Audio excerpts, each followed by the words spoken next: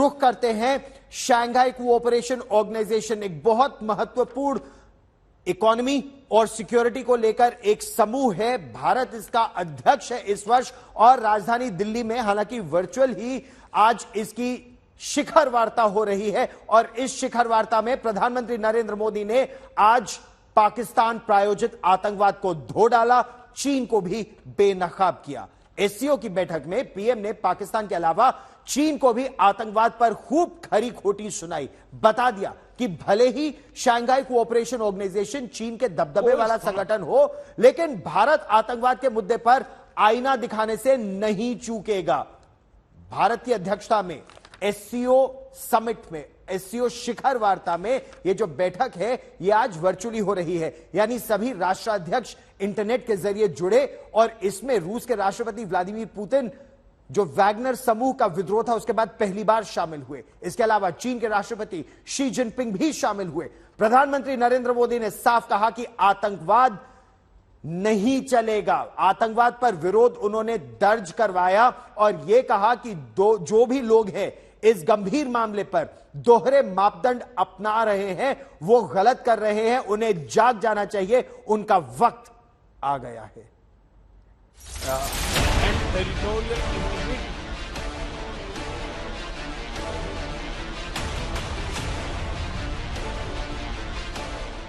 SCO की बैठक में पीएम मोदी ने आतंक पर चीन पाकिस्तान को सुनाया। डिजिटल इंक्लूजन, आतंक पर मोदी की दो टूक, सुनते रहे जिनपिंग और शहबाज। और सम्मेलनों, भारत की अध्यक्षता में शंघाई कोऑपरेशन ऑर्गेनाइजेशन की बैठक में रूस के राष्ट्रपति व्लादिमीर पुतिन और चीन के राष्ट्रपति शी जिनपिंग शामिल हुए। इस दौरान प्रधानमंत्री मोदी ने आतंकवाद पर चीन और पाकिस्तान दोनों को खूब खरी खोटी सुनाई। प्रधानमंत्री ने पाकिस्तान का बिना नाम लिए आतंकवाद के मामले पर पहला बड़ा प्रहार किया। आतंकवाद क्षेत्रीय एवं वैश्विक शांति के लिए प्रमुख खतरा बना हुआ है। हम चुनौती से निपटने के लिए निर्णायक कार्रवाई आवश्यक है।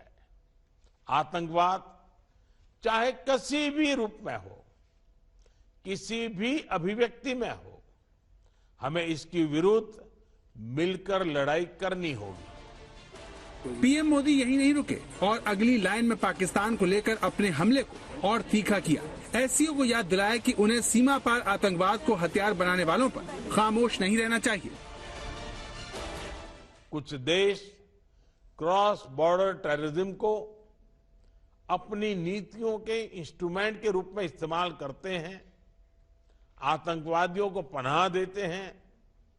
एससीओ को ऐसे देशों की आलोचना में कोई संकोच नहीं करना चाहिए। पाकिस्तान के बाद पीएम ने चीन की भी खबर ली और कहा कि आतंक पर दोहरे रवैये रखने वालों को भी सही लाइन पर लाने की जरूरत है। ऐसे गंभीर विषय पर दोहरे मापदंड के लिए कोई स्थान नहीं होना चाहिए। टेरर फाइनेंसिंग से निपटने के लिए हमें भी आपसी सहयोग बढ़ाना चाहिए। चीन अक्सर पाकिस्तानी आतंकवादियों को संयुक्त राष्ट्र में बचाता रहता है, इसलिए पीएम ने उस पर इशारों में इस अहम बैठक पर हमला किया। निजी सेना वैगनर ग्रुप के विद्रोह की घटना के बाद किसी ऐसे मंच पर रूसी राष्ट्रपति व्लादिमीर पुतिन की पहली मौजूदगी थी। इसके अलावा एलएसी पर भारत और चीनी सैनिकों के बीच गतिरोध जारी रहने के 3 साल पूरे होने और हाल ही में मोदी की अमेरिकी यात्रा की पृष्ठभूमि में ये बैठक हुई। सबसे बड़ी बात यह है कि भारत की अमेरिका से बढ़ती नजदीकियों पर रूस की तरफ से कोई नकारात्मक संदेश नहीं आया, बल्कि उन्होंने पीएम मोदी की तारीफ की। तेजी से बदलती दुनिया में भारत किसी भी देश के साथ बंधा नहीं रहना चाहता। भारत की स्वतंत्र विदेश नीति ने उसे लेकर दुनिया में एक नया विश्वास जगाया है। इसीलिए भारत एक तरफ चीन के वर्चस्व वाले एससीओ में शामिल है, तो वहीं क्वाड जैसे चीन विरोधी संगठन का हिस्सा है। एससीओ में भारत, रूस, चीन, पाकिस्तान, कजाकिस्तान, किर्गिस्तान, ताजिकिस्तान और उज्बेकिस्तान शामिल है। इसमें ईरान की भी एंट्री हो गई है। ईरान की एससीओ सदस्यता के बाद हम चाबहार पोर्ट के बेहतर उपयोग के लिए काम कर सकते हैं।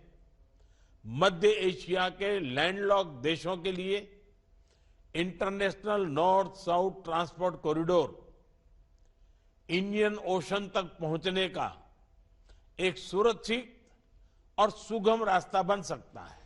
ऐसे गंभीर एससीओ दुनिया का सबसे ताकतवर संगठन बनकर उभरा है, जिसमें चीन के दबदबे के बावजूद भारत ने आतंकवाद के मुद्दे पर जिस तरह से दोनों देशों को आईना दिखाया है, उससे साफ हो गया है कि भारत आतंकवाद के मामले में कोई समझौता नहीं करेगा। आज तक ब्यूरो।